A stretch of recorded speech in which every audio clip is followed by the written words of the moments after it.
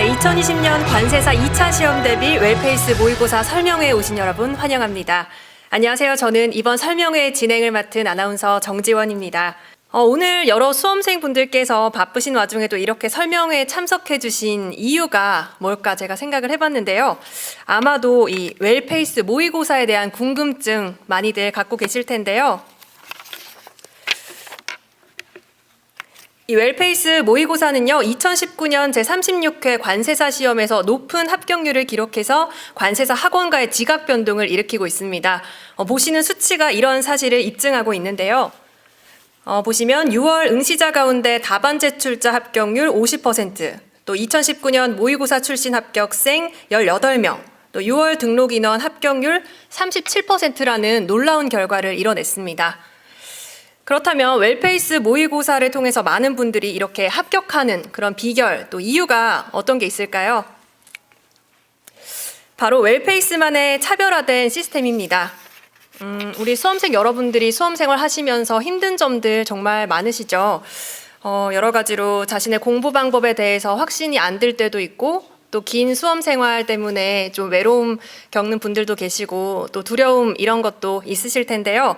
그런 부분이 어려운 점이라고 생각이 됩니다. 하지만 이 기존 타학원의 모의고사는요, 혼자서 이런 부분들을 헤쳐나가고 실력을 향상시켜야 하는 프로그램인 반면에 이 웰페이스 모의고사는 좀 다릅니다. 웰페이스가 높은 합격률을 달성할 수 있었던 이유는 수험생들의 노력도 물론 있겠지만 이 출제위원회 높은 적중률, 그리고 웰페이스만의 합격 시스템, 이 세 가지가 조화를 이뤘기 때문에 가능했습니다. 웰페이스만의 차별화된 시스템을 소개해드리겠습니다. 첫 번째로 멘토 시스템인데요. 멘토 다들 알고 계시잖아요. 멘토, 멘티가 이렇게 연결이 돼가지고 관리를 잘 할 수 있는 시스템입니다. 우수한 성적으로 시험에 합격한 현직 관세사분들이 멘토가 되는 거고요. 웰페이스 모의고사에 참여한 이제 여러분들, 수험생들이 멘티가 돼서 연결이 되는 시스템인데요. 일단은 매주 작성한 답안지를 토대로요, 약속된 시간에 멘토가 코칭을 해줍니다. 그리고 등록 카드에 기재한 사항을 토대로 개개인별 맞춤형으로 공부 방법 아니면 멘탈 관리에 대한 조언이라든지 또 좀 개인적인 코칭이라고 해야 될까요? 그런 수험 생활에 있어서 여러 가지 도움이 되는 부분들을 많이 받을 수 있는 부분입니다. 그래서 멘토가 있다면 좀 합격의 길로 가는데 많은 도움을 받지 않을까 그런 생각입니다. 그리고 두 번째는요, 셀프 피드백 시스템입니다. 모의고사를 치르고 답안지를 제출하시잖아요. 그러고 나면은 해설 강의를 들을 때 답안지가 다 기억이 나지가 않잖아요. 뭐 천재가 아닌 이상은. 그래서 자신의 기억에만 의존해서 답안지를 이제 기억을 해서 해설 강의를 들어야 되는데 일주일 뒤에 첨삭된 답안지를 받아도 이미 다음 모의고사에 또 집중을 해버리면 저번 게 기억이 안 나기가 쉽습니다. 그래서 웰페이스는 이 점에 주목해서요, 모의고사를 치고 나서 시험 당일에 이제 학생이 자신의 작성한 답안지를 볼 수 있게 스캔본을 제공을 해드립니다. 이 스캔본은 홈페이지에서 확인하실 수 있고요. 본인이 작성한 답안지와 해설 강의의 모범 답안을 그때그때 바로 비교해 볼 수 있어서 확실한 피드백을 얻을 수 있습니다. 제 생각에는 이게 시간적으로도 굉장히 효율이 있을 것 같거든요. 그래서 웰페이스에서는 이런 셀프 피드백 시스템도 있다는 점 기억해 주시면 좋겠습니다. 세 번째는 누적 진도 시스템입니다. 8주 과정을 2달 동안 1회 도구로만 소화하려고 하면 학습 효과가 떨어지기 마련인데요. 한 번 보고 다 기억하기는 좀 어렵잖아요. 근데 웰페이스는 8주 과정의 모의고사 범위를 매번 누적해서 출제를 하거든요. 예를 들어서 전체 범위가 80페이지라고 하면 1회차 모의고사를 1페이지에서 10페이지까지 출제를 했다. 그러고 2회차 모의고사를 그 다음인 11페이지에서 20페이지가 아니라 처음부터 1페이지에서 20페이지까지, 그러니까 누적한 1회차, 2회차 범위를 같이 출제를 하는 거거든요. 이렇게 해서 이미 학습한 범위까지 아우르고 누적해서 출제하기 때문에 여러 번 복습이 가능하게 되는 거죠. 이런 점도 제가 봐도 많이 효율적이라고 생각이 들고요. 합격하기 위해서 절대적인 학습량 이런 게 정해져 있지는 않겠지만 확실히 여러 번 1회독뿐만 아니라 뭐 8회차까지 간다면 8주까지 간다면 8회 도까지 가능하니까 여러분들에게 굉장히 효율이 있다고 생각됩니다. 그리고 네 번째는 리그제 시스템입니다. 말 그대로 리그라는 게 나눠지는데요. 리그제는 성적을 기반으로 해서 1부와 2부 리그로 나누어서 운영하는 건데요. 4주차, 그러니까 한 달 동안의 성적을 집계해서 1부 리그와 2부 리그로 나누는 거고요. 이 수험생이 속한 리그의 수준에 맞게 학습 관리를 해주고 이 리그는 한 달 단위로 변경을 하는 시스템입니다. 다섯 번째는 찾아가는 강사학습 Q&A 시스템입니다. 웰페이스 모의고사는 선생님들이 직접 고사장까지 방문을 해주시는데요. 모의고사만 보고 훌쩍 돌아가는 게 아니라 고사장에서 직접 선생님들을 찾아뵙고 궁금했던 점을 바로바로 해결할 수 있는 시스템입니다. 그리고 마지막으로는 합격 책임제입니다. 수험생 여러분이 모의고사에 응시하는 가장 큰 이유 있잖아요. 바로 내 실력으로 합격할 수 있을지 여부가 궁금하시기 때문에 이런 모의고사를 많이 진행을 하시는데요. 모의고사 점수도 잘 나오고 등수도 상위권인데 합격할 수 있을지 모르겠다. 아니면 본 시험에서 나는 떨어지고 또 나보다 못했던 사람은 붙었다. 이러면 속된 말로 좀 멘붕에 빠질 수가 있겠죠. 그래서 웰페이스 모의고사는 이런 점에 주목을 해서요. 리그제 시스템 아까 설명드렸던 거에서 6개월 동안 본인이 일부 리그에 속했던 학생인데 합격하지 못한 경우에 전액을 환불을 해드립니다. 그만큼 일부 리그에서 6개월 동안 속해 있었다는 거는 합격률이 높다는 저희만의 자부심 중에 하나고요. 실제 시험에서도 합격할 수 있다는 웰페이스만의 자신감이기도 합니다. 관세사님 설명 듣기 전에 제가 다음으로 모의고사 운영과 고사장에 대해서 안내를 간단하게 좀 해드리겠습니다. 매주 시험이 종료되고 나면 해설지를 배부해드리고요. 본인이 작성한 답안지는 스캔본을 아까 말씀드렸듯이 당일에 시험 홈페이지에 올려드립니다. 해설 강의와 채점평은 시험 종료가 되고 난 뒤에 온라인으로 수강하실 수 있고요. 일주일 뒤에 성적과 함께 첨삭된 답안지를 확인하실 수 있습니다. 그리고 이 작성한 답안지를 토대로 멘토와 상담이 진행되는 방식입니다. 모의고사는 서울에서는 노량진, 대구는 영남대, 부산은 서면 근처에서 시행이 되고요. 저희 웰페이스 학원은 오는 1월 중에 노량진에 개원할 예정인데요. 자세한 장소는 추후에 또 공지하도록 하겠습니다. 출제 범위 선정은 앞서 설명드린 대로 누적된 진도에 따라 이뤄지고요.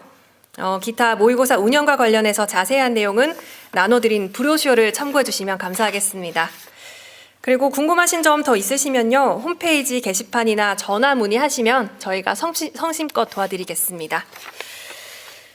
그러면 관세사님께 강의 부탁드리는 시간 갖도록 하겠습니다. 그럼 먼저 더 이상의 설명이 필요 없는 관세법 최고의 강사님이죠. 이명호 관세사님 모시겠습니다. 큰 박수로 부탁드립니다.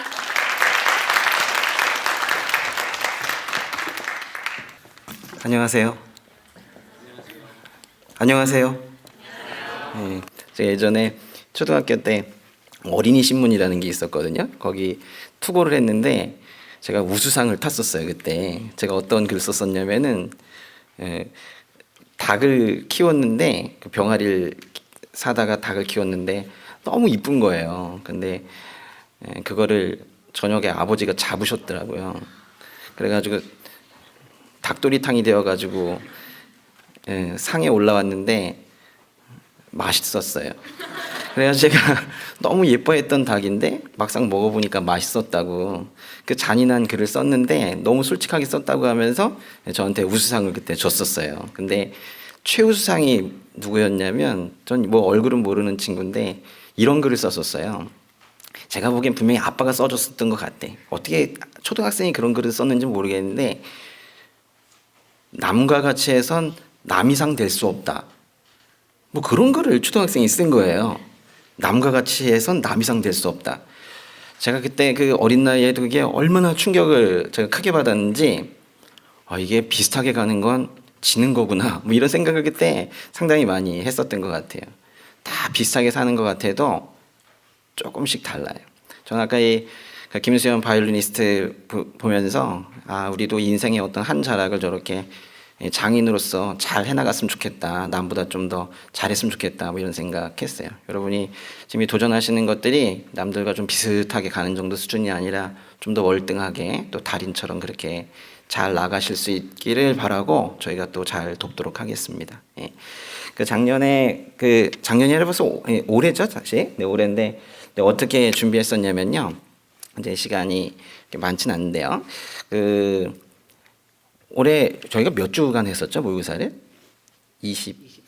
23주. 정말 오랜 시간 동안 했어요. 23주 동안 계속 썼으니까 얼마나 많이 썼겠습니까? 그렇죠? 근데 후반기에 좀 출제했던 문제들이 실제 시험에 좀 많이 나와서 저의 과목도 그렇고 여기 관사님들 과목도 그렇고 그래서 실제로 좀 선명한 기억을 가지고 실제 시험장에 들어가신 분들이 좋은 성적을 얻었습니다. 예. 작년이라네요. 올해 1번 문제거든요. 근데 사실 관세법 1번 문제는 제일 중요해요. 왜냐면 일단 첫 문제잖아요. 시험장 들어가서 처음으로 만나게 되는 가장 떨리는 순간에 만나는 그런 문제이기 때문에 이걸 잘 써야 이제 그 다음에 써갈 그 힘도 계속 생기게 되는데 올해 저는 분명히 이게 나올 거라고 생각을 했었어요. 종합보세구역 판매물품에 대한 관세환급이라는 이 부분이 분명히 나올 거라고 생각했었어요. 나오니까 하는 얘기가 아니에요. 이거는 10점짜리든 50점짜리든 반드시 나온다고 생각을 했었어요. 그래서 이건 제가 아주 특별히 더 신경을 써서 가르쳐 드리기도 하고 모의고사에서도 답안도 정말 정성스럽게 만들어서 드리곤 했었는데 막상 모의고사를 출제해 보니까 잘 못 썼어요. 그래서 첨삭을 좀 더 해드리고 이 문제는 꼭 좀 해야 된다고 강평도 하고 했는데 이제 그 이후에 이거를 잘 준비를 하셨나 봐요. 그래서 실제 시험 가가지고는 잘 보셨더라고요. 이게 실제로 이건 올해 합격자가 쓰신 건데 실제로 이렇게 써서 내셨어요. 여기다가 일일이 하나하나 읽고 이제 배점한 대로 점수를 드리고 이러면서 이렇게 합니다. 이 웰페이스 모의고사 참 좋은 게 이 PDF 파일로 또 저희가 채점을 하고 또 그걸로 피드백을 해드리기 때문에 뭐 어디다가 내 답안지를 뒀는지 이런 것들 찾지 않아도 되고 늘 자기 계정에 들어가게 되면 저걸 다 다운받아서 다시 볼 수가 있고 또 한꺼번에 쭉 한번 리뷰도 할 수 있고 이래가지고 그게 좋은 것 같아요. 저도 이걸로 채점하니까 좋더라고요. 잘 쓴 것 같아요? 못 쓴 것 같아요? 여기는 이 관사는 아마도 사유예라고 하나? 사유예. 좀 힘든 기간을 좀 거친 그런 분인데 이번에 붙었어요. 뭐 중간중간에 좀 비어 있는 것 같기도 하죠. 그렇지만 실제로 써야 될 내용들을 아주 명확하게 그렇게 짚어가지고 썼기 때문에 올해 붙었는데 이제 막상 요 모의고사 때에도 잘 쓰셨더라고요. 이건 아주 잘 쓴 답안이고 이번 문제는 이런 것들이 나왔었는데요. 보시면 조정관세가 이것도 저는 올해 확실하게 나올 거라고 생각하고 있었어요. 왜냐하면 조정관세 한 부과 대상이 세율 적용 1순위로 올라가면서 누가 보더라도 뭔가 주의 집중이 되는 그런 부분이었기 때문에 조정관세 반드시 나올 거라고 생각하고 또 이렇게 준비를 했었어요. 그러니까 중요한 건 뭐냐면요. 가장 중요한 건 여러분인데 두 번째로 중요한 건 저희들인 것 같아요. 그러니까 여러분이 열심히 하시는 게 가장 중요한데 이게 다른 시험과는 달리 잘 짚어드려야 되는 것이 매우 중요해요. 그래서 저희가 지금 누구나 뭐 선생님이 뭐가 중요하냐 우리가 열심히 하면 되지 그런 생각은 조금 버리시고 일단은 잘 짚어드리는 그 선생님들을 잘 관찰을 하시고 그렇게 따라가시는 게 저는 게 중요하다고 생각을 해요. 연구를 많이 하는 선생님들과 함께 이 시험을 끝까지 달려가시는 것이 그게 합격의 지름길이에요. 나올 게 뭔지 알아야 돼요. 나올 게 뭔지 아십니까? 이거 다 아세요. 예? 이게 제일 중요해요. 사실은 너무나도 많은 그 범위 내용들이 있기 때문에 나올 게 무엇인지를 아는 것이 매우 중요해요. 사실 저희 관사들 먼저 붙은 저희 강사들이 여러분께 해드릴 게 뭐가 있겠습니까? 이게 나온다라는 거 그거 길을 알려주는 것이 중요한데 그걸 제대로 짚어내려면 그럼 가능하냐? 가능하단 말이에요. 근데 그걸 하려면 정말 열심히 공부하고 연구하는 그런 관사님들이 되는데 저희가 그런 다짐을 하고 지금 여기에 이렇게 온 거예요. 같이 하시게 되면은 다른 학원 같지는 않을 거예요. 예, 정말 열심히 해드리려고 합니다. 그래서 꼭 경험한 걸 시험장 가서도 경험할 수 있도록, 시험장 가는데 정말 생소한 느낌이다, 그런 일 절대 없도록 그렇게 하려고 저희가 다짐하고 있고 또 그만큼 또 공부하고 있고 그래요. 이건 또 10점짜리 그때 또 한 분이 또 썼던 건데 잘 썼죠, 그렇죠? 근데 이것도 이렇게 저희가 일일이 채점을 하고 있어요. 이거는 재수면세와 해외 인가공감세 대상 비교 문제 올해 나왔었는데, 이것도 뭐 다른 많은 것들을 비교할 수가 있겠지만은 적용 대상을 비교하는 그런 문제였는데, 제가 출제한 문제 보세요. 많이 비슷하죠? 적용 대상을 쓰고 어떤 차이가 있는지 설명하라라고 18주 차면 시험 직전에 본 거거든요. 근데 거의 비슷하게 썼어요. 그런데 보시면요, 저기 오른쪽에 보세요. 저게 실제 기출 문제인데 비교해 설명하라 그랬는데 도대체 뭘 비교해야 되는 거예요?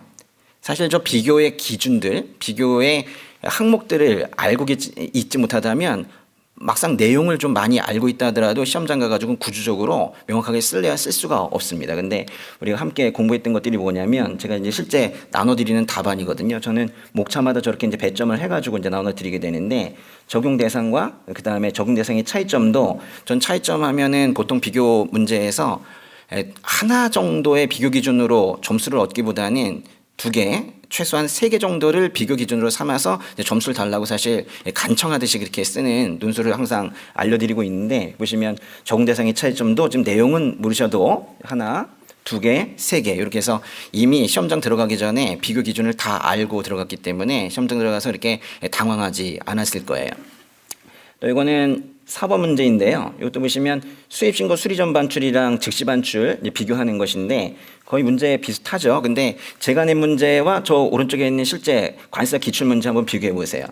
제가 낸 문제가 좀 더 양이 많죠. 근데 여기 보시면 뭘 비교하라고 그랬어요? 절차, 적응 대상, 납부기한, 과세목을 확정 시기. 이미 우리가 시험장 들어가기 전에 모의고사 할 때부터 이렇게 비교 기준의 목차를 이미 다 외우고 그렇게 들어가기 때문에 실제 시험은 상당히 간단하게 나왔잖아요. 그러면 저 문제를 쓸 때 이 목차로 갖다가 쓰면 되는 거예요. 그래서 여러분을 그냥 시험장에 그냥 밀어넣지 않을 거예요. 예? 예. 반드시 챙겨가지고 손에 뭐 쥐어가지고 그렇게 보내드릴 테니까 잘 같이 하시면 좋겠어요.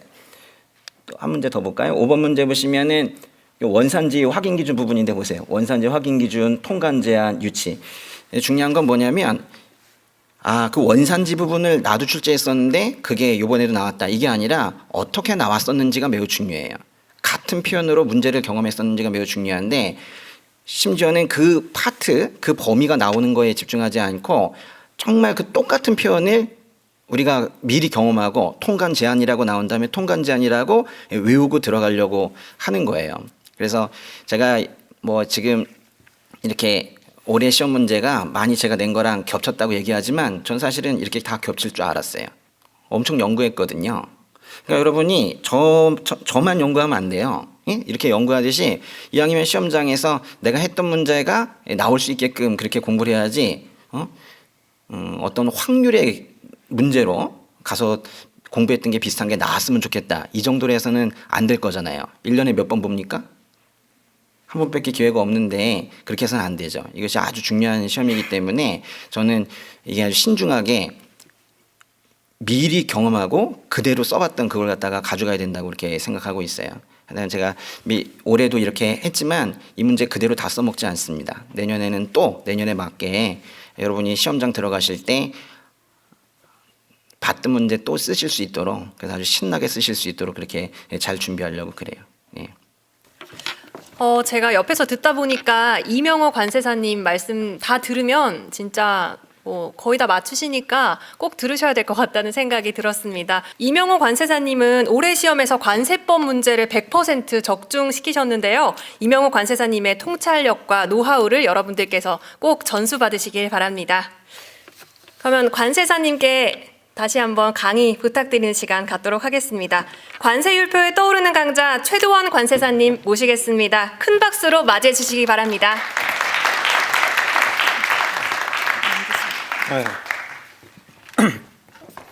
안녕하세요. 반갑습니다. 저 최두원 관사입니다. 박수는 뭐 2번 안 치셔도 되는데, 아무튼 저도 이명호 관사님을 안 지가 꽤 됐는데, 저도 이명호 관사님한테 수업을 들었던 기억이 새록새록 났는데 제가 관사가 된 지 한 10년 차가 됐는데 이제 10년 차가 되어서야 칭찬을 한번 들어서 굉장히 오늘 감기가 무량합니다. 그래서 여러분들도 저처럼 빨리 관사가 되셔서 이명호 관사님한테 칭찬을 받으시는 그런 놀라운 역사를 경험하시길 바라면서 일단 그 아나운서님께서 굉장히 설명을 잘 해주셨죠. 우리 웰페이스가 갖고 있는 장점들이 많이 있었는데 뭐 특히나 멘토 멘티로 여러분들을 엮게 되면 상당히 좋은 점이 뭐냐면 지금이야 여러분들께서 굉장히 분기탱천하셔서 기운이 굉장히 좋습니다. 뭐 1월달, 2월달 정도 되면 모의고사 모든 그 답안지, 자 그런 해설지를 다 씹어먹을 것 같지만 시간이 지나고 봄이 되면 사람이란 동물이 참 희한한 게 좀 느슨해지고 좀 태만해지게 됩니다. 그때 여러분들께서 잡아주실 그 멘토가 있다라고 하는 건 저뿐만이 아니라 여러분들 1대1로 매칭돼서 여러분들을 관리해주고 그 다음에 성적을 어떻게 하면 조금 높일 수 있을까 생활적인 측면에서도 그렇고요. 그런 걸 도와줄 멘토가 있다라고 하는 건 정말 좋은 장점이기도 합니다. 그 다음에 또 한 가지 좋은 장점으로는 저도 요즘에 예전에 채점할 때는 그 종이에다가 채점을 했는데 여러분들께서는 스캔으로 받아보십니다. 그 좋은 점이 뭐냐면 저도 채점할 때 편하기도 하지만 여러분들 그 시험 보고 가시면 그날 모범 답안 받아보시죠. 근데 중요한 게 뭐냐면 내가 뭐라고 썼는지가 기억이 안 나요. 그러니까 비교를 해보고 요게 빠졌구나, 요게 부족했구나 라고 그날 인지하면 사실 여러분들한테 굉장히 좋은데 내가 뭐라고 떠들었는지가 기억이 잘 안 나요. 그래서 여러분들 시험 보시고 아마 늦어도 다음 날 정도까지는 내가 뭐라고 썼는지 스캔본을 받아보실 수가 있습니다. 그래서 요게 빠졌구나 라고 1차적으로 내가 스스로 판단해 볼 수가 있어요. 내가 빠진 부분에 대해서. 그리고 나서 이제 강사님들께서 채점하신 결과지를 여러분들께서 받아보시면 벌써 2번 필터링 과정을 거치게 되는 거죠. 그래서 여러 가지 좋은 점들이 많으니까 여러분들께서 계속 막 자랑들 하고 있잖아요. 웰페이스 이게 좋습니다, 이게 좋습니다 하고 나서 마지막에는 뭐 결제, 뭐 내지는 할인, 뭐 이렇게 마무리가 되겠죠. 그래서 여러분들 잘 좀 판단하셨으면 좋겠고 일단 그 관세율표 같은 경우에는 범위가 굉장히 많잖아요. 그래서 저는 오늘 한 3가지 정도 좀 말씀드리고 싶은 게 첫 번째 같은 경우에는 이제 진도 측면에서 말씀드릴 거고요. 그 다음에 2번째 같은 경우에는 채점, 그 다음에 3번째는 벌써 이제 시간이 빨리 지나서 우리가 이제 1월 첫째 주부터 모의고사를 보게 되죠. 그러면 한 며칠 남았나요? 한 6주 정도? 네, 빠듯하게 해서 한 6주 정도 남았는데 한 6주 정도 내가 시간을 어떻게 관리해서 관세율표를 좀 준비를 해볼까. 그래서 모의고사 때 잘 좀 안착을 해볼까. 이 3가지 정도를 좀 요약해가지고 말씀드리려고 합니다. 일단 진도 같은 경우에는 상당히 야박합니다. 관세율표 같은 경우에는 저도 그러고 싶진 않지만 여러분들을 공부시키려면 범위가 상당히 많아질 수밖에 없어요. 특히나 8분의 1 진도, 그 다음에 4분의 1, 그 다음에 2분의 1, 그 다음에 전범위 이렇게 나가게 되죠. 근데 8분의 1 범위도 사실 만만치가 않아요. 왜냐하면 21개 부니까 여러분들께서 한 주에 처리하셔야 될 부가 최소한 2.5부 정도 됩니다. 자, 그러면 이 부를 어떻게 봐야지 여러분들 좀 공부시키는데 좋을까라고 좀 고민을 해서 예를 들면 성격이 비슷한 친구들끼리 묶는 거예요. 성격이 비슷한 친구들. 뭐 가령 여러분들 첫 번째 그 시험 보시는 범위가 1부에서부터 4부까지거든요. 1부에서부터 4부까지. 그러면 공통점이 뭘까요? 걔네들. 이제 부의 표제 정도는 여러분들 다들 알고 계신 거죠? 그렇죠? 저는 뭐 익숙합니다. 여러분들께서 새초롬한 표정을 지으시고 공부를 안 했다는 듯한 그런 태도를 취하셔도 전 뭐 전혀 영향받지 않습니다. 일단 1부에서부터 4부까지는 뭐 동물성, 뭐 식물성, 그다음에 뭐 유지라든지 그다음에 조제 식료품 이런 것들이 품목 분류가 되죠. 한마디로 우리 입에 자주 들어가는 것들 있죠. 먹거리들, 농산물, 수산물, 뭐 축산물, 그다음에 뭐 그것 말고도 여러 가지가 있죠. 뭐 유제품들. 자, 이렇게 성격이 비슷한 것들끼리 먼저 보시는 게 여러분들 그 오랫동안 기억하고 효과적으로 경제적으로 공부하시는데 도움이 많이 됩니다. 그래서 가령 예를 들면 5부하고 13부를 같이 본다. 자, 그 다음에 14부하고 15부를 같이 본다. 걔네들 이제 금속들인 거죠. 귀하신 금속들 아니면 비천하신 금속들. 자, 이렇게 성격이 비슷한 친구들끼리 볼 겁니다. 성격이 비슷한 친구들끼리. 그 다음에 진도표를 미리 보신 분들은 아실 텐데 통칙이 빠져 있어요. 통칙이 뭐 중요하지 않아서 제가 뺐을까요? 왜 빠졌을까요? 그러니까 랜덤하게 낸다라는 겁니다. 너무 중요하니까 시험에 자주 나오니까 통칙은 한 주 따로 잡아가지고 여러분들 2주만 통칙 공부하세요. 이게 아니라 통칙은 늘 항상 후보군이라는 겁니다. 내가 1부에서 4부를 범위로 받았다고 하더라도 통칙 같은 경우에는 항상 여러분들 베이스에 깔려 있어야 됩니다. 뭐 한 가지 약속드리고 싶은 건 제가 첫 번째 시험에 낼까요, 안 낼까요? 네, 낼 거예요. 네, 낼 겁니다. 그래서 제가 말을 할 때마다 여러분들 표정이 어두워지는 거 보니까 이 설명회가 제대로 가고 있는 것 같긴 해요. 그래서 통칙은 여러분들께서 항상 방심하시지 마시라고 꼭 낼 겁니다. 많이 기출된 거는 뭐 여러분들 기출문제 다들 보셔서 아시겠지만 최대한 기출의 트렌드를 반영해야 되는데 저희 강사들의 의무이기도 하니까 통칙은 항상 우리가 방심하면 안 되겠다. 그 다음에 전체적인 뭐 회독수 같은 것도 상당히 고민들이 많으실 텐데 일단 이 웰페이스 모의고사 전체적인 범위만 잘 따라가셔도 우리가 아까 한 10회독에서 12회독 정도 여러분들 하실 거면 특히 5월달, 6월달 같은 경우에는 전범이에요, 전범이. 그걸 여러분들 8번 동안 봅니다. 8번 동안. 그러니까 그것만 해도 벌써 8회독 한 겁니다. 물론 전제 조건이 있습니다. 여러분들 대체적으로 4월 달부터 유예생으로 공부하신 분들이 가장 많으시니까 뭐 4월 달부터 기본반, 심화반, 그 다음에 문제풀이반. 그럼 벌써 3회독 하신 셈이죠. 자, 그걸 기초로 했을 때 여러분들께서 회독수 때문에 걱정하실 일이 없도록, 그러니까 걱정하는 것 때문에 시간을 쓰는 일이 없도록 여러분들 많이 공부시키고 그 다음에 제대로 공부시키기 위해서 진도표를 그렇게 구성을 했습니다. 그리고 또 두 번째는 채점 같은 부분인데 지금 여기 나와 있는 것처럼 굉장히 저는 좀 새꼬시처럼 세세하게 그 채점을 하는 편입니다. 왜 그러냐면 여러분들 실제 그 성적표 받아 보셨죠? 그 성적표 안에 여러분들 점수가 다 있었잖아요. 올해 보셨던 분들은 소수점 몇째 자리까지 나오는 거예요. 둘째 자리까지 나옵니다. 그러니까 정수로 떨어지지 않아요. 여러분들의 그 성적이 소수점 둘째 자리까지 나옵니다. 자, 그 말인즉슨 그만큼 치열하게 배점을 세세하게 나눠서 할 필요가 있다라는 거죠. 그래야지 여러분들 실제 시험장에서 보실 그 점수표를 모의고사에서 체험하실 수가 있다라는 겁니다. 자, 근데 어느 정도 치열하냐면 요번에 합격자가 몇 명이었죠? 95명. 그 전하고 최근 한 4년도, 5년도까지는 90명에서 91명이었어요. 그러니까 얼마나 치열하길래 95명 동점자들이 발생했으니까 그렇게 인원이 늘어났다는 거잖아요. 그래서 그 치열한 배점에 대해서 여러분들께서 경험하시려면 그만큼 우리가 모의고사 때도 동일한 패턴으로 연습하실 필요가 있다라는 겁니다. 그 다음에 채점 같은 경우에는 여러분들 올해 평균 성적이요 63점대였대요. 제가 소수점 둘째 자리는 정확히 기억이 안 나는데 63점대였고 가장 잘 보신 분들이 72점대.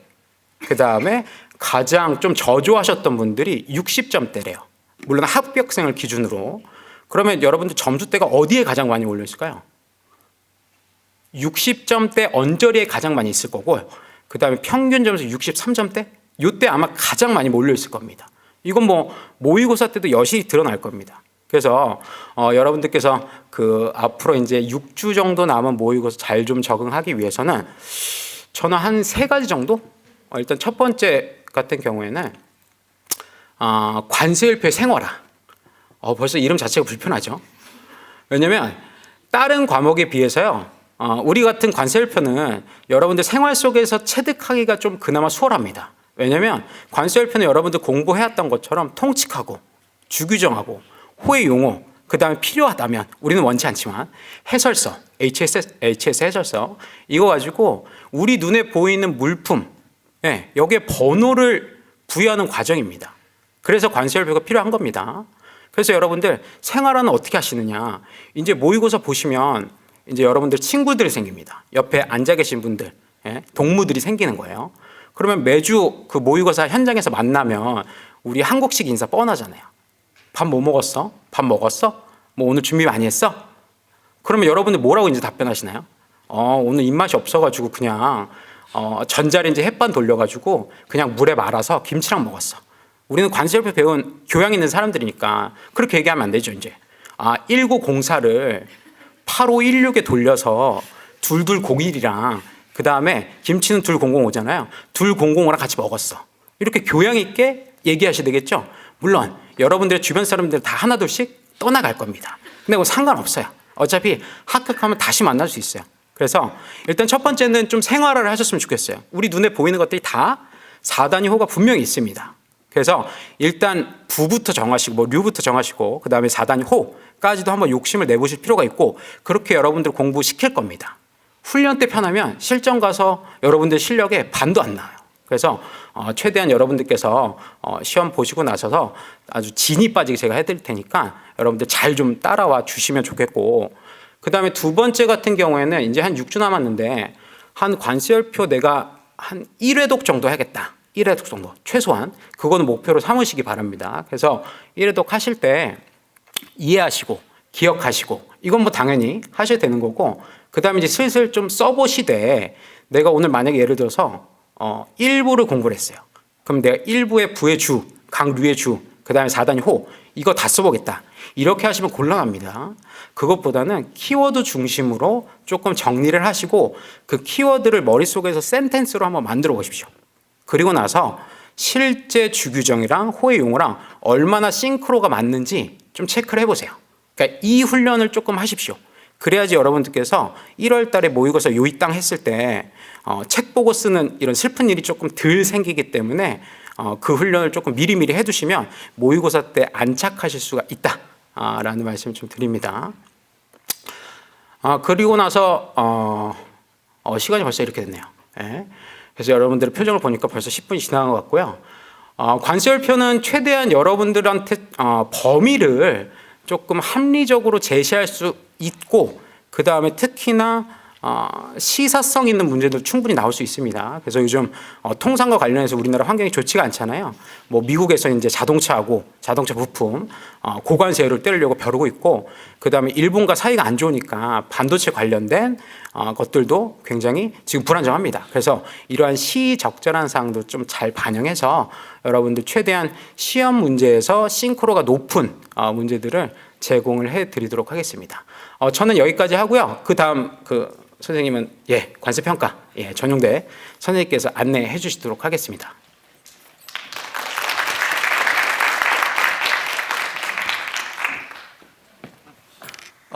안녕하세요. 전용대 한사입니다. 옛날에는 저를 아는 분이 별로 없었는데 요즘은 그래도 강의 많이 들어주셔가지고 알아보시는 것 같아서 너무 좋습니다. 저 2010년 간단하게 소개해 드리면요. 저 2010년도에 관사 합격을 해가지고 지금 한 10년 차 일을 하고 있고 처음에 이제 3일 회계법인 PwC 관세법인에서 올해 초까지 계속 근무를 하다가 올해 초에 관세법인 선율로 회사를 옮기게 됐습니다. 강의 경력은 2015년도부터 시작을 해서 지금까지 하고 있고 올해로 하면 벌써 모의고사를 제가 6년째 진행을 하고 있는 것 같습니다. 그리고 학원은 이제 18년도부터 저희 웰페이스에서 관세평가 전임 강사를 하고 있습니다. 올해 이제 제 책이 또 3권이 나왔는데요. 협정집이랑 고득전집 그리고 출조답 이 3권이 나왔는데 생각보다 책이 괜찮으니까 혹시 안 보신 분들은 꼭 보셔도 좋습니다. 자, 제가 오늘 좀 여러분들 오신 분들한테 설명드리고 싶은 게 관세평가 무엇을 공부할 것인가에 대해서 좀 설명을 드리는데 제가 사실은 이 질문을 굉장히 공부를 오래 하신 분들 그리고 또 이제 다른 학원에서 공부하시다 오신 분들 뭐 이렇게 사실 좀 굉장히 많이 듣는 질문 같아요. 왜냐하면 관세평가라는 것 자체가 관세법 30조부터 35조까지 별로 얼마 안 되는 분량인데 사실은 그거를 맨날 공부하고 기본서 맨날 봐도 모의고사에서나 아니면 실제 시험에서 이제 고득점 을 받기가 쉽지 않아서 도대체 뭘 공부해야 되는지 이제 이런 거에 대한 고민을 많이 하시는데 저는 이제 오늘 오신 분들이 관세평가 뭘 공부해야 되는지 좀 정확하게 알고 가시면 좋을 것 같습니다. 관세평가 뭘 공부해야 될까요? 시험에 나오는 거 공부해야죠. 저희는 이제 시험 합격하려고 하는 거니까.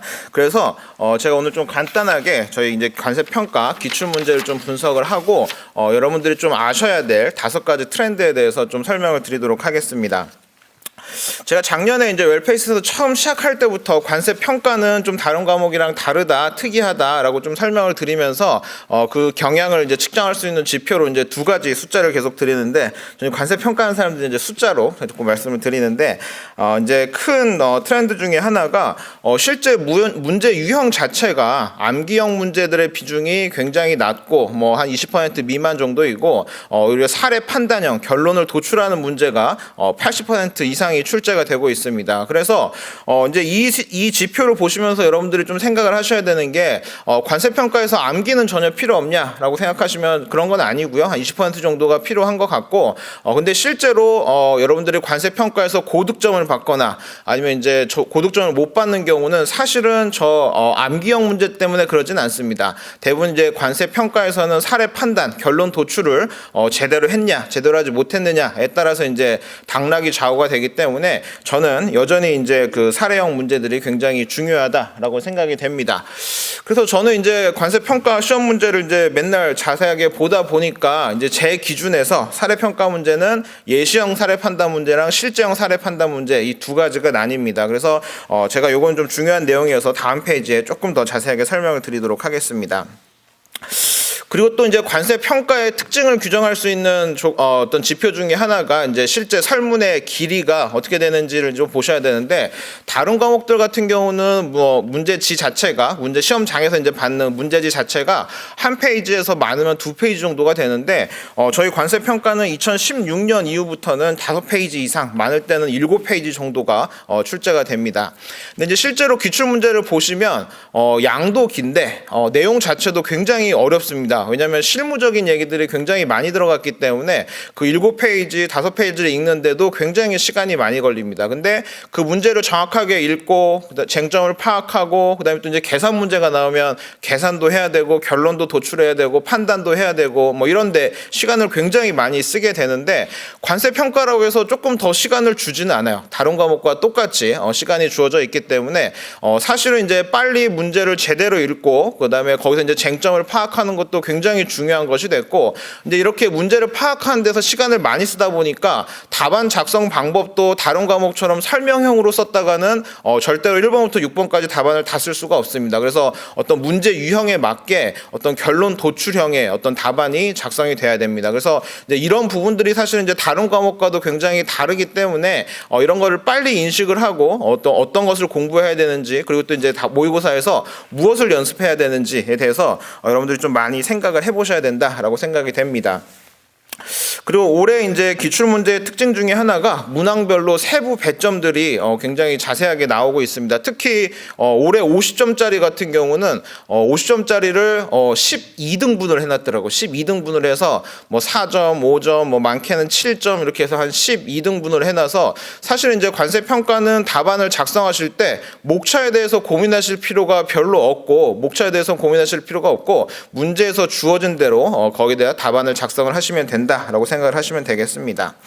그리고 이제 밑에 두 개는 사실 이제 올해 2019년도에 있었던 시험 문제의 트렌드이긴 한데, 이제 그 올해 4번 문제 이전 가격 관련된 문제, OECD 가이드라인 관련된 정상 가격의 개념을 묻는 문제가 출제가 됐습니다.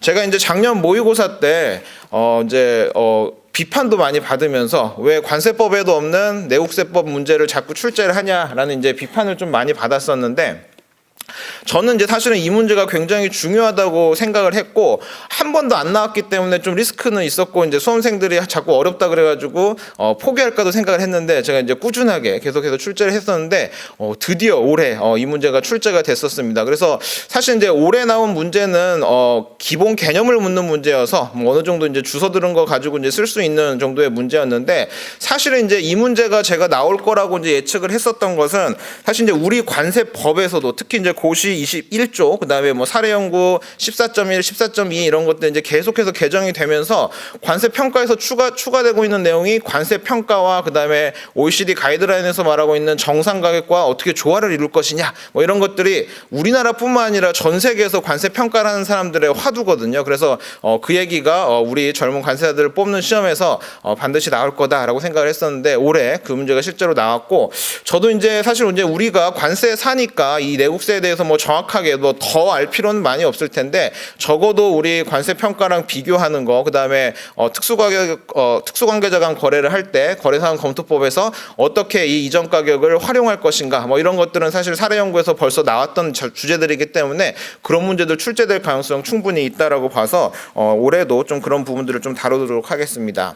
그리고 올해 이제 또 채점을 한 결과를 보시면서 많은 분들이 느꼈을 텐데 이제 결과 위주의 채점, 다시 말해서 답이 틀렸거나 아니면 근거가 잘못됐을 때는 과감하게 빵점 채점을 많이 하셨더라고요. 근데 사실은 관세 평가는 그게 맞는 것 같아요. 결론을 물어봤는데 결론을 못 썼는데 뭐 근거가 좋은 근거가 어디 있겠습니까? 그래서 이제 문제 유형 자체가 결론을 물어본 문제였기 때문에 이런 결론 위주의 채점도 되고 있기 때문에 여러분들이 이제 조금 더 계속 생각하고 조심하셔야 될 게 결과적으로는 판단을 잘해야 된다. 관세 평가에서는 결론을 잘 도출해야 된다. 뭐 이런 것들 계속해서 생각을 하시면 좋을 것 같습니다. 자, 다음에 이제 제가 이제 사례형 문제에 대해서 조금 더 이제 세분해서 설명을 드리면, 제가 이거는 사실 제가 붙인 말인데, 예시형 사례 판단 문제, 그 다음에 실제형 사례 판단 문제, 관세 평가에서 워낙 사례 판단형 문제들이 많이 나오니까 제가 이제 그 유형을 한번 나눠봤더니 예시형 사례 판단 문제와 실제형 사례 판단 문제 이 두 가지로 나뉘더라라는 것이 이제 저의 분석입니다. 그래서 예시형 판단 문제라고 하는 것은 출제자가 출제 의도를 가지고 어떤 법리적인 해석을 이제 묻는 문제들이 되는데 어떤 상황 자체도 출제자가 이제 만들어낸 상황이기 때문에 출제자의 출제 의도를 파악해서 쟁점을 캐치를 하고 그다음에 거기에 관련된 법령 그다음에 어떤 규정과 관련된 내용들을 잘 유출해 가지고 답을 도출하는 문제가 예시형 사례 판단 문제였습니다. 근데 이거에 대한 정답은 결과적으로는 이제 규정이라든지 협정에 있는 것이 될 것이고 그다음에 이제 요즘에 많이 출제되고 있는 것이 사실은 실제형 사례 판단 문제인데 실제형 사례 판단 문제는 뭐 대법원이라든지 조세심판원이라든지 아니면 관세평가협의회에서 실제로 논쟁이 돼서 판결문이 나와 있는 것들을 가지고 문제가 출제가 됩니다.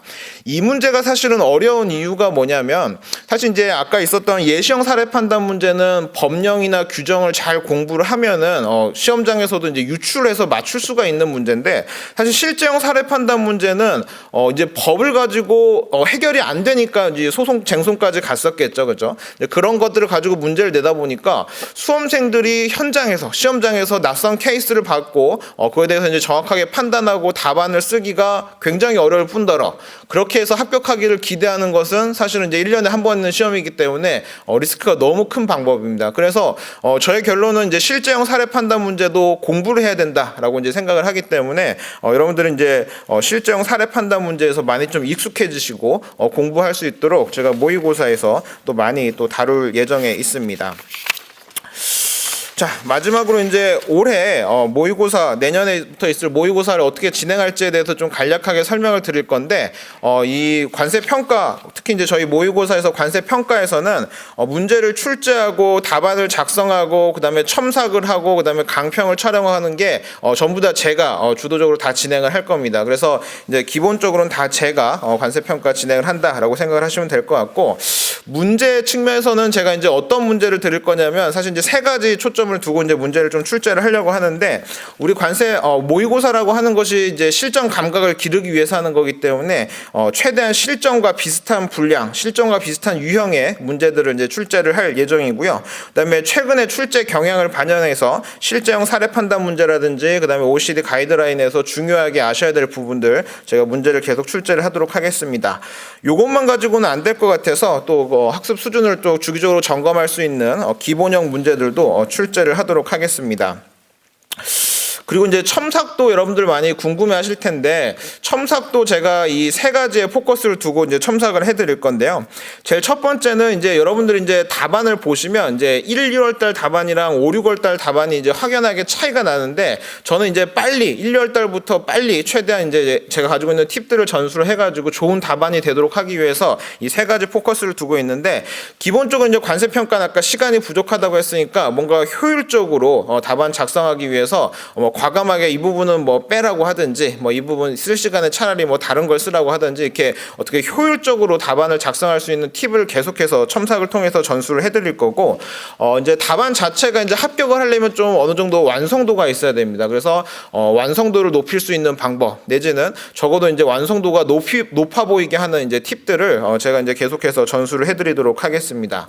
그리고 관세 평가에서 이제 제가 쭉 읽어보면서 이제 가장 중요하게 생각하는 부분은 뭔가 간략하게 쓰는 것도 굉장히 중요하지만 관세 평가는 논리적 흐름이 유지가 돼야 되는데 이제 그런 부분들에 대해서도 제가 이제 체크를 하고 첨삭을 해드리도록 하겠습니다.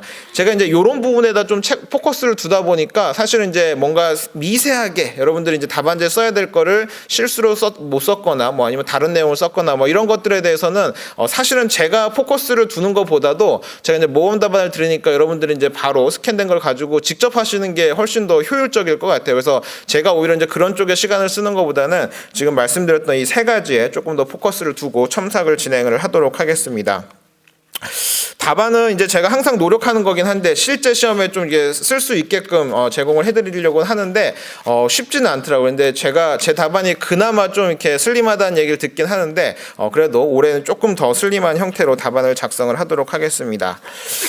마지막에 이제 제가 꼭 이번 모의고사에서 좀 방점을 두고 싶은 부분인데 이제 제가 이제 모의고사를 통해서 여러분들이 실전 경험하는 것도 굉장히 중요한데 모의고사를 통해서 학습하는 것도 굉장히 중요할 것 같아요. 그래서 여러분들한테 제가 이제 새로운 실제형 사례형 문제들을 문제로 출제를 할 거고 그 관련해서는 제가 이제 실제 케이스 원문을 답안지에 같이 좀 이제 첨삭을 같이 그러니까 모범 답안에 같이 이제 별첨 자료로 같이 보내드릴 예정입니다. 그리고 마찬가지로 이제 저희 강평 들으실 때 그에 대해서도 간략하게 해석을 해드릴 예정입니다.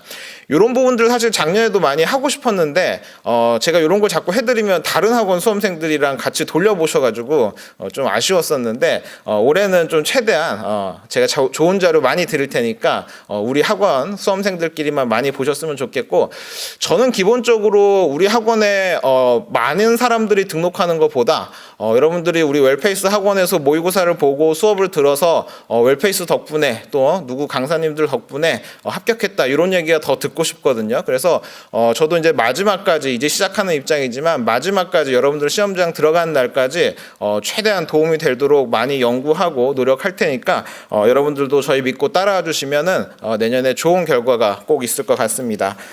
제가 준비한 내용 간략하게 이렇게 설명을 드렸고요.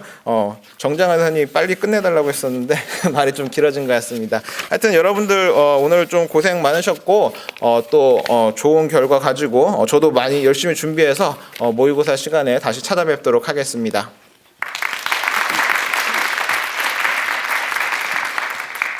앞에서는 저 무슨 모의고사에 뭐 지각 변동이니 뭐 이러면서 아나운서가 가셨어요?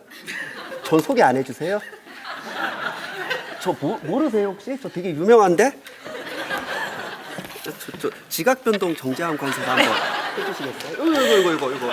다음으로 내려가 있을게요. 무역실무 최고봉 정재환 관세사님 모시겠습니다. 여러분 큰 박수로 맞이해주시기 바랍니다.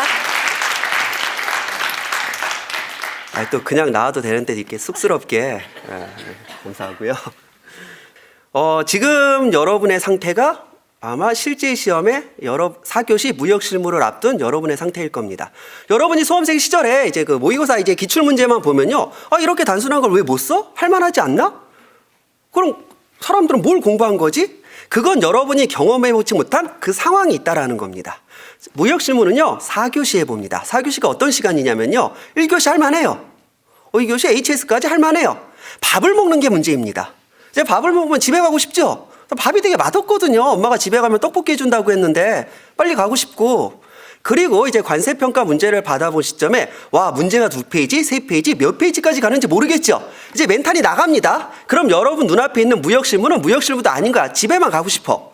그 상태에서 여러분이 시험을 보게 되는 겁니다. 그래서 쉬운 문제도 어렵게 느껴지고요, 어려운 문제도 어렵게 느껴지고.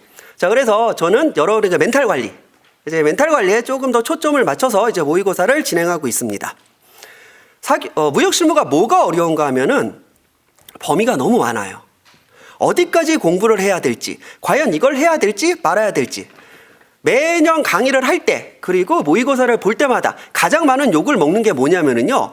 왜 그것까지 하냐? 수험생을 괴롭히는 이유가 뭐냐?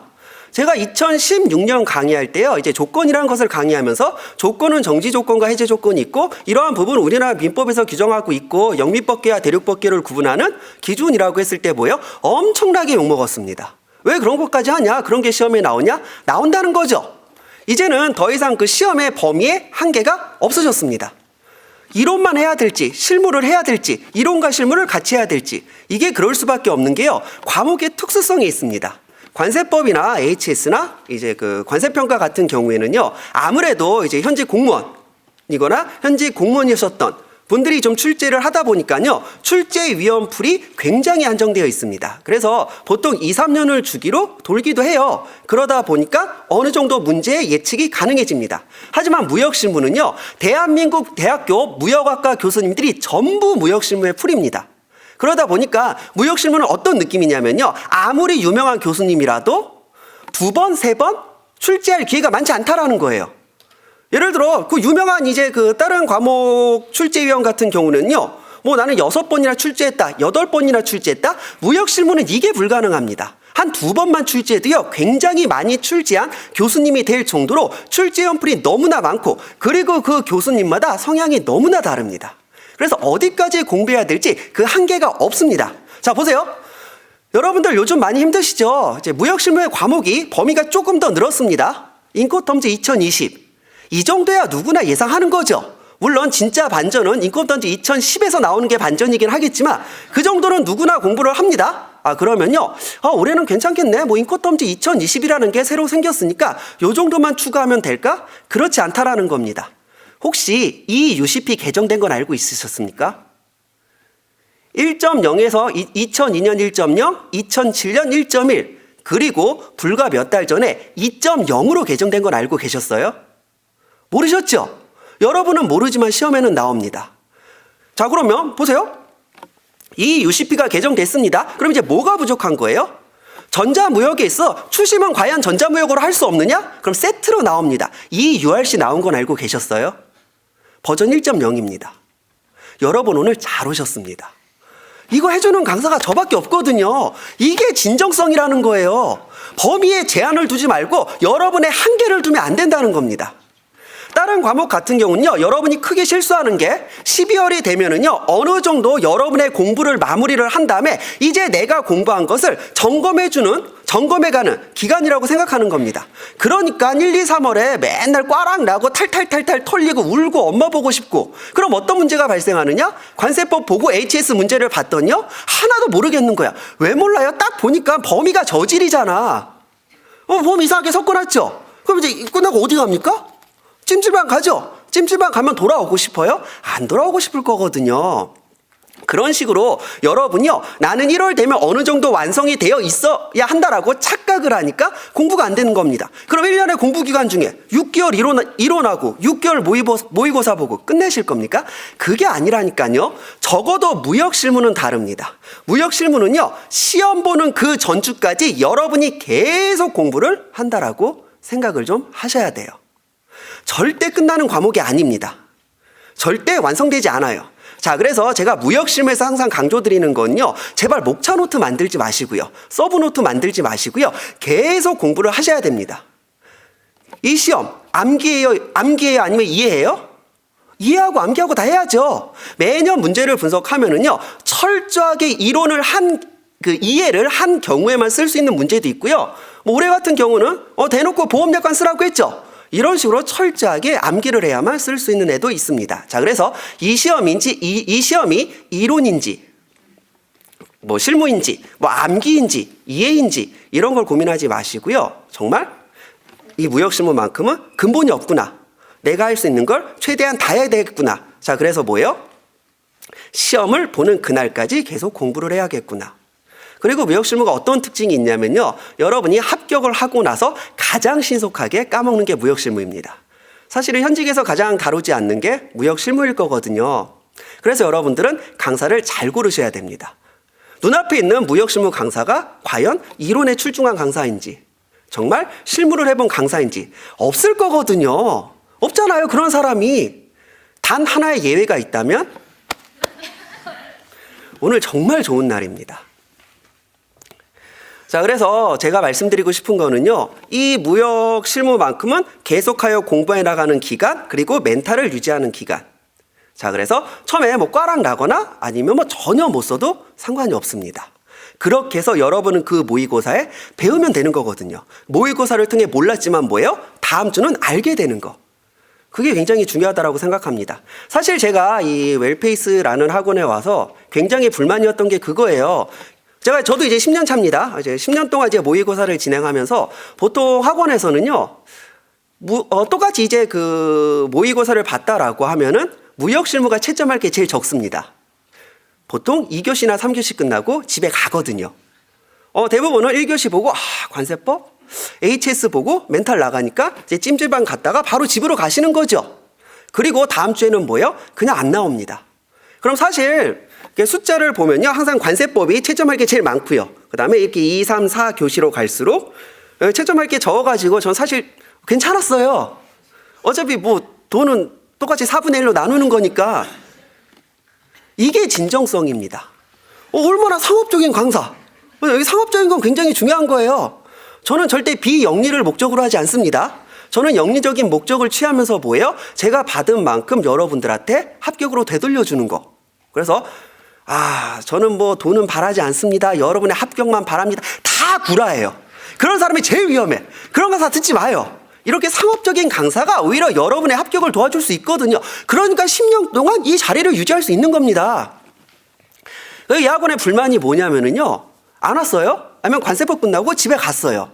그럼 얼마나 힘들었나. 그냥 쉬게 두면 되는 거죠. 학원이 기어코 전화를 해요. 멘토들이 기어코 전화를 합니다. 돌아오라고.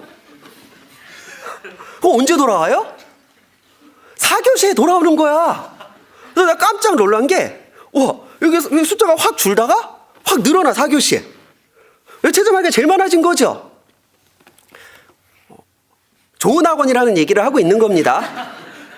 그래서 저는 굉장히 그 영리적이고 굉장히 상업적인 사람이지만요, 학원은 그렇지가 않다라는 겁니다. 학원은요, 정말로 여러분의 합격을 바라기 때문에요, 여러분이 안 오거나 늦거나 문제가 생긴다고 했을 때는 반드시 전화를 해서 불러주고, 정말로 못 왔다라고 했을 때는 뭐예요? 약간 심할서 받는 분위기던데? 그 경위서 이런 거 받는 것 같더라고요. 무슨 일이 있었는지. 그래서 이 6개월을 보시면요, 제가 깜짝 놀랐던 게, 보통 1월에 이제 사람이 제일 많았다가 3월까지 줄었다가 이제 4월 되면 이제 다시 이렇게 좀 이제 동차생들이 돌아와서 다시 늘다가 5, 6월 되면은 확 떨어져가지고, 예를 들어 100명이 등록했다라고 하면은 한 6월 마지막 시험에는 한 20명, 30명? 이 정도밖에 시험을 안 보거든요? 와, 등록한 사람이 다 시험 보는 그런 기분 아시죠? 그걸 보고 학원이 진짜 관리를 잘하는구나. 그래서 저도 이제 그런 학원에 그런 열정에 발맞춰서요, 더 잘하려고 노력하고 있습니다. 이제 4교시 약간 그런 느낌이라고 했잖아요. 제가 딱 들어왔을 때 여러분이 딱 어떤 생각을 하셨냐면요, 와, 정재환이다. 정장 입었네. 정재환 정장 입고 처음 본다.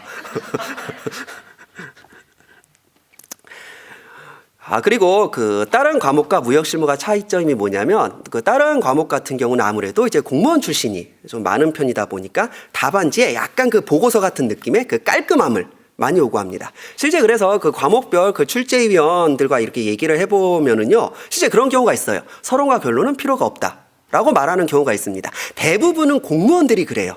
공무원들한테 서론과 결론은 중요하지 않죠. 예를 들어 관세법 물어봤다라고 하면은 그냥 있는 거 때려박으면 되는 거잖아요. 법이 제일 중요하죠. 하지만 무역실무는 다릅니다. 무역실무 출제위원 풀 중에서요, 공무원 출신은 거의 존재하지 않습니다. 다 현직 교수님들입니다.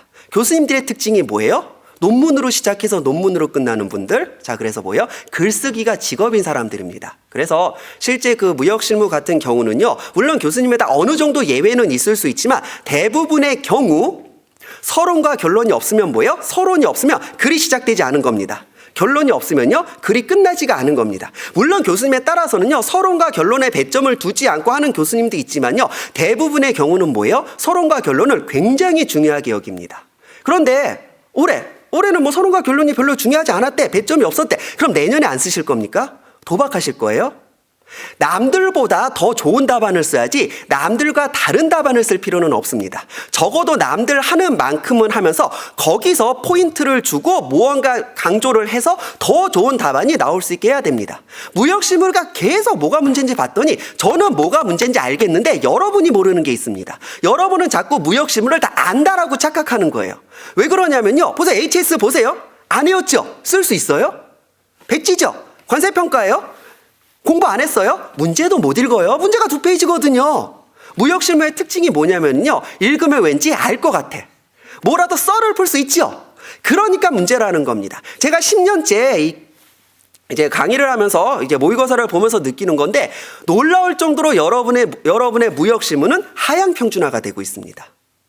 사실 HS 같은 경우는요. 어차피 우리는 보편 타당함이라는 측면에서 볼 때 다 비슷한 사람이잖아요. 일부 머리가 매우 좋은 사람은 있지만 뭐 여러분들은 아니니까 그거 신경 쓰지 않아도 돼요. 우리들은 평범하죠. 평범한 사람으로 봤을 때는 사실 HS 같은 건 암기에 한계가 있어요. 그래서 이게 되게 상향 평준화가 되어 있습니다. 하지만 무역실무는요, 여러분이 자꾸 안다고 생각하고, 그리고 이제 어떤 문제가 발생하냐면요, 관세평가는 계속 어려워지고 있으니까 여러분의 공부 시간의 대부분이 관세평가에 투입됩니다. 맨날 사례 보고, 협정 보고, 판례 보고, 그러면서 여러분이 무역실무를 제일 공부를 안 하는 게 읽어봤자 왠지 아는 것 같고, 그러다 보니까 공부 안 해도 될 것 같고, 실제 모의고사 보면 뭐예요? 쓸 수 있을 것 같고, 그렇지만 점수는 17점이고. 그래서 여러분이 모의고사의 기간에 느껴야 되는 건 뭐냐면요, 한 번의 좌절입니다. 나는 무역실무를 모른다라고. 그걸 먼저 깨닫는 게 중요한 거예요. 왜냐면요, 이미 나머지는 똑같은 수준에서 공부를 하고 있기 때문에 HS 옆작품보다 10점 더 받을 자신 있어요? 관세평가 20점 더 받을 자신 있어요? 하지만 무역실무는 다릅니다. 아무리 기초적인 문제가 나와도요, 왜 여러분의 점수가 평균이 40점, 50점인가 생각해 보시라는 거예요.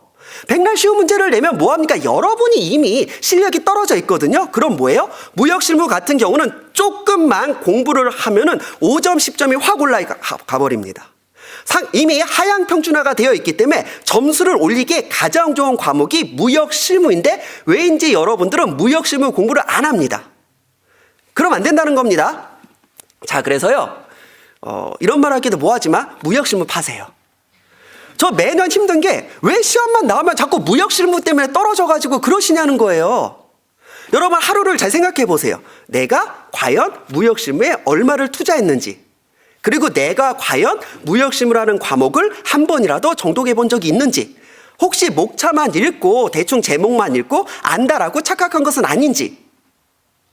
이미 무역실무는 여러분이 공부 방법이 잘못되었기 때문에 무슨 선거 나온 것 같죠? 그래서 그리고 저 이제 마무리 할 건데요. 저 가면 되게 자연스럽게 무역실무의 지각 변동을 일으켜 주실 정재환 관세사님 잘 들었습니다. 꼭 부탁드릴게요. 네. 그래서 가능하면은 이제 무역실무를 전략 과목이라고 생각을 해서 조금 더 집중해서 공부를 해주시고요. 제발 여러분 스스로 요거는 나올 것 같지 않다. 여기까지는 범위가 아니다. 우리가 왜 요거를 다 공부해야 되냐. 이런 생각을 하실 필요가 없습니다. 자, 그래서 제 6개월은요. 절대 여러분들의 공부한 걸 마무리하는, 점검하는 그런 기간이 아닙니다. 매주 하나라도 모르는 것을 더 배워서, 그러면 제 모의고사를 본 사람들은 뭐예요? 이번 주도 못 썼어. 절망할 필요 없어요. 여러분은 그것을 다음 주에 쓸 수 있고요. 다른 학원 사람들은 뭐예요? 못 쓰는 겁니다. 자, 그래서 제 모의고사 돌려보지 마시고요. 여러분들만 보고 합격을 하고, 그다음 합격 쓰기에 제발 그 합격 쓰기에 관세법부터 쓰지 마시고요. 무역실무부터 쓰세요. 무역실무 너무 좋았다. 무역실무 때문에 합격한 것 같다. 그다음에 이제 명호쌤 얘기 써주시고요. 그다음에 이 친구들은 됐어요. 그래서 저도 6개월간 여러분과 함께 하겠습니다. 그래서 여러분도 무역실무를 조금 더 진중하게 생각해 주셨으면 좋을 것 같습니다. 예.